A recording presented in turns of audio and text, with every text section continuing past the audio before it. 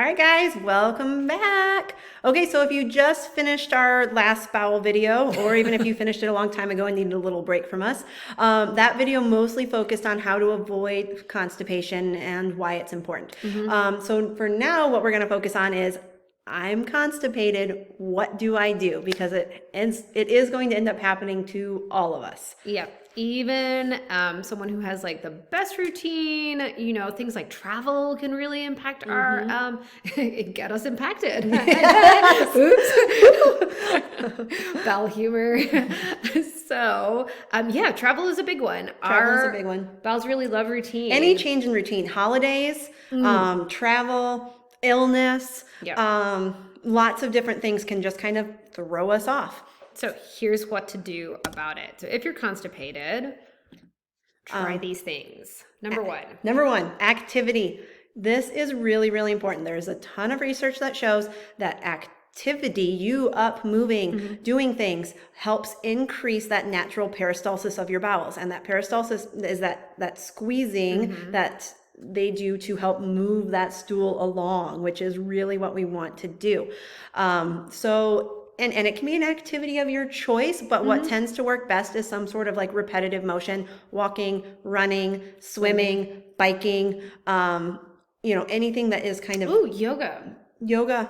Yes. Yeah. Yoga is great. Yoga, a lot of it is the breathing. The breathing is really, really important, but getting moving can make a world of difference for your bowels, and which is also why we obviously recommend just regular activity in general.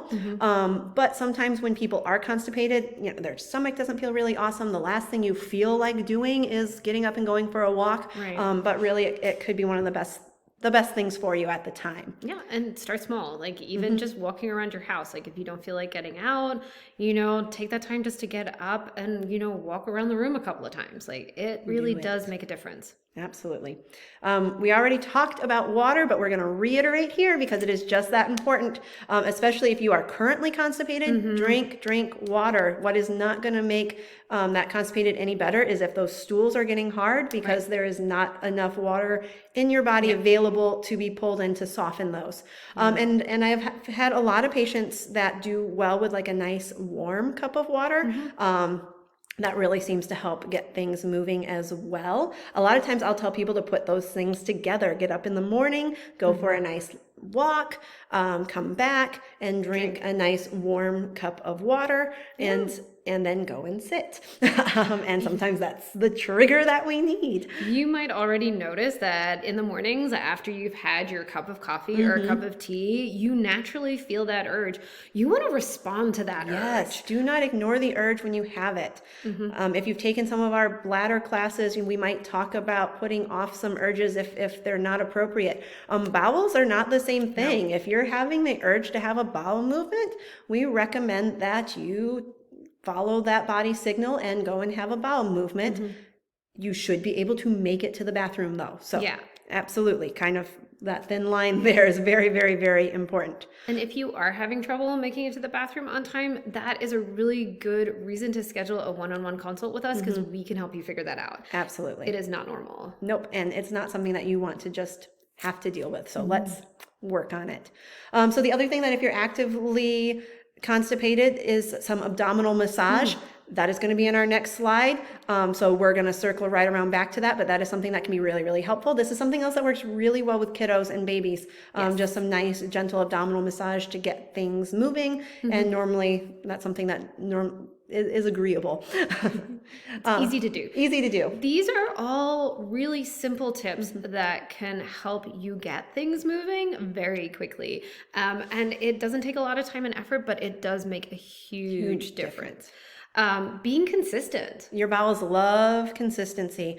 You might find that people that have really good bowel health, like they can pretty well tell you when they're going to have a bowel movement. Like, they might say every morning, right around this time, I get done with my breakfast and then I go and have my bowel movement. That's awesome. If we can get everyone to being that regular, your bowels are going to be that much happier. Yeah. But that being said, knowing this about yourself. Do you tend to be a morning, afternoon, evening? When is your body naturally like to go? For most people, it is morning, Right. But not everybody. So that consistency is, even if you are constipated, if you know when you have a tendency to go, that is a great time to do your activity, drink your water, Work and with then your go body. and sit. Just sit and relax. And I'm not talking like go sit there for hours. No. But we want to do anything that we can do to help trigger your brain that, okay, this is what we're doing now. So some things that you can try. Yeah.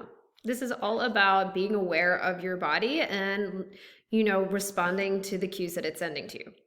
Absolutely. Our last little note that we want to say here is hormones can have some dramatic fluctuations and can affect the bowels. It can actually kind of slow things during certain stages of your cycle. So that might be something else that if you're tracking, you might notice that you are more prone to constipation during certain times of the month.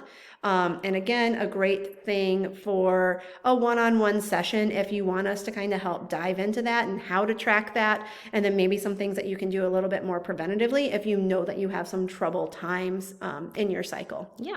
And it's always good to, if you are interested in learning more about your hormones and how they impact not only your bowel health, but also your pelvic health too. So let's dive into that stomach massage that we talked about a little bit. So I'm going to stand up so you guys can use my tummy. So we talked a little bit about peristalsis, and we want to talk about where the poop kind of moves throughout. So we eat our food, it goes into our stomach. From our stomach, it moves to our small intestine. And we can start sometimes by just stimulating the small intestine by doing some circles around the belly button. So we kind of warm up things.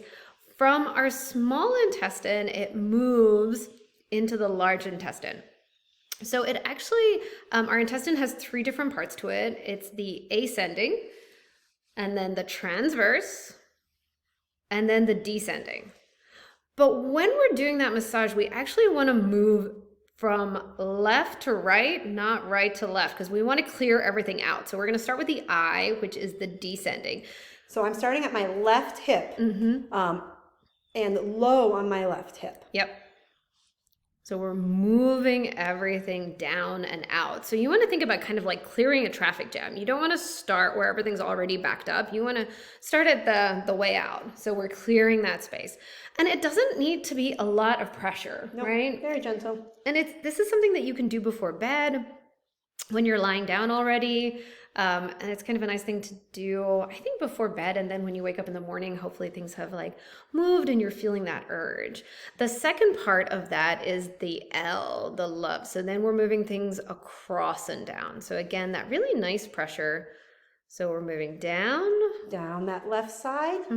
When I get about to my rib cage, now I'm moving over. So again, I'm still doing that sweep towards the left. Yep. And again, really light pressure. We're not trying to like push or move anything out of the way. We're just stimulating that colon that's just underneath the surface. The last part of that, which is the U, is coming all the way. So we're moving from that junction between our small intestine and our large intestine, and we're moving everything up and then over and then down.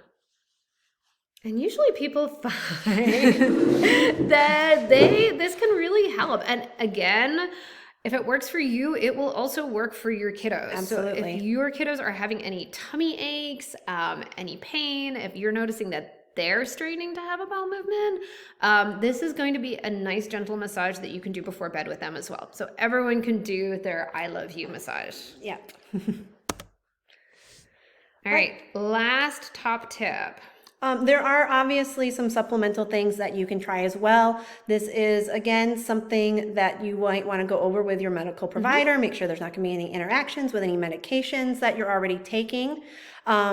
Fiber, obviously, fiber in food is one thing, fiber in supplements is one thing, and keep in mind that there is soluble and insoluble fiber. So not all fiber is equal, not all fiber is the same, and if you're currently actively constipated, fiber might not be helpful because fiber is going to bulk up that stool, and if it's already kind of stuck, you might be not necessarily wanting to bulk it more right at that time, but then once you get past that active constipation, we do want to make sure that you're including quality fiber in your diet to prevent more constipation from occurring.